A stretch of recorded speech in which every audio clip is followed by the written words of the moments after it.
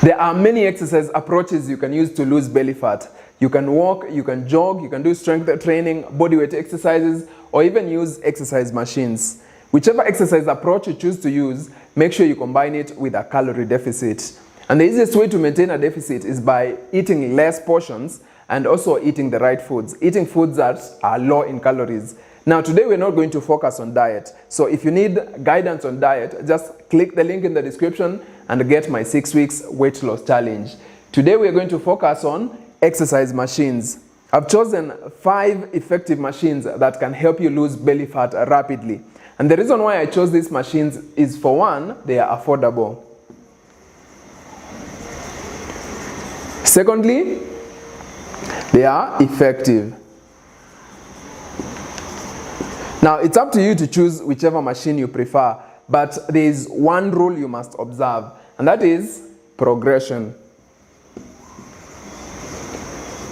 Progression simply means not doing the same workout over and over. So let's say, for example, you're walking on the treadmill for 30 minutes.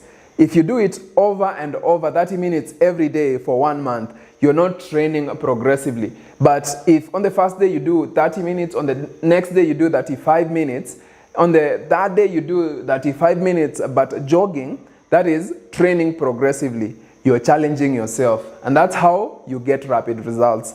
Now let's get into the machines. The first machine is my favorite, the elliptical machine.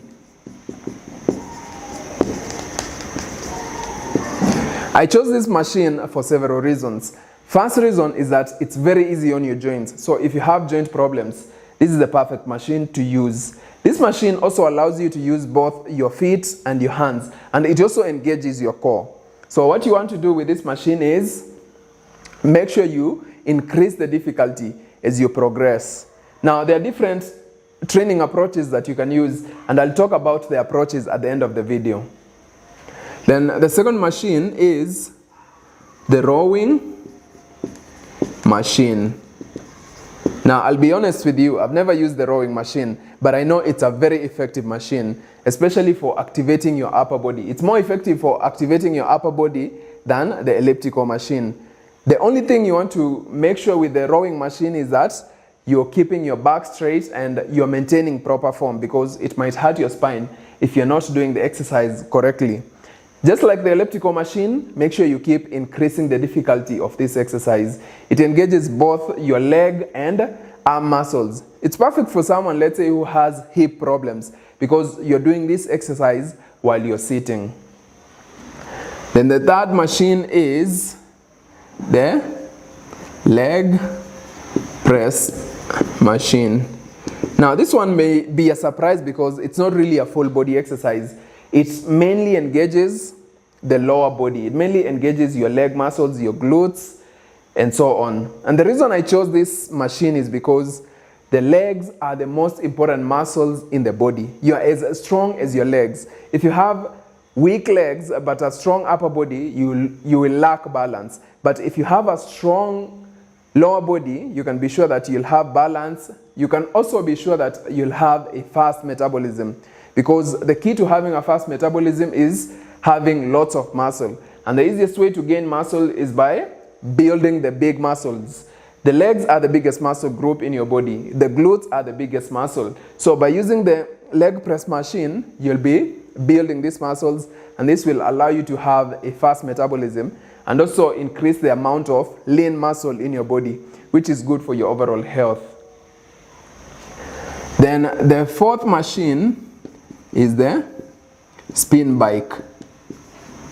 The spin bike is especially good for people who have knee issues, because it has minimal effect or minimal impact on the knees. So when using the spin bike, just like all the other machines, keep increasing the difficulty of the machine as you progress. Then number 5, we have the treadmill. Now I was contemplating whether to put the treadmill here or not, because I don't like it that much, but there is a way you can make it effective.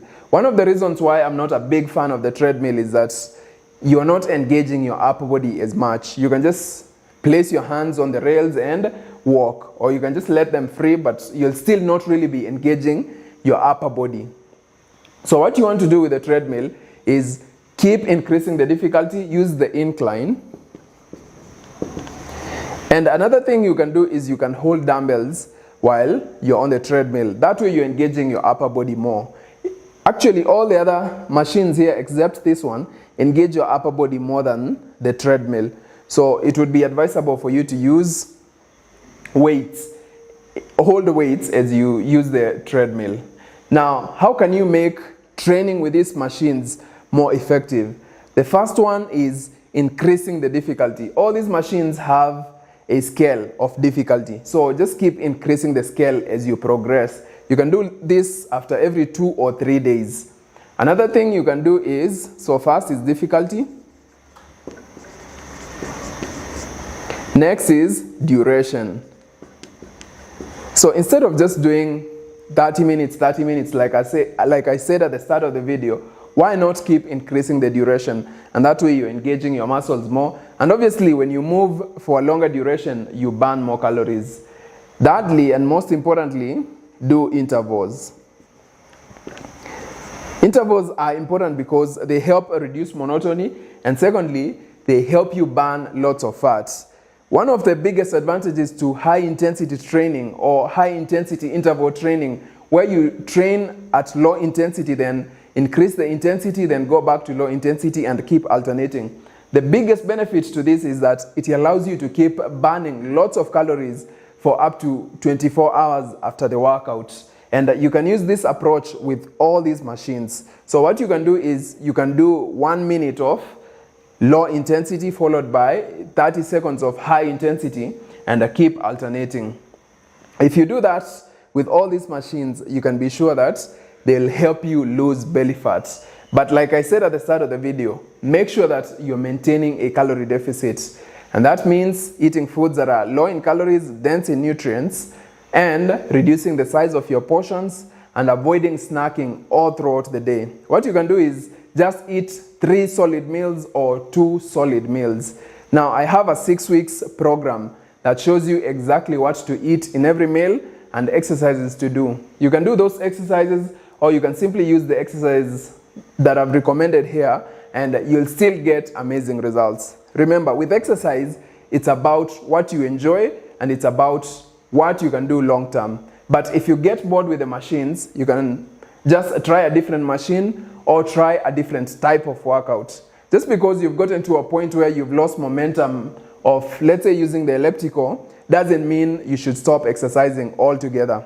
Try a different machine or try a different form of exercise. So that is it. Check out the 6 weeks weight loss challenge in the link in the description below.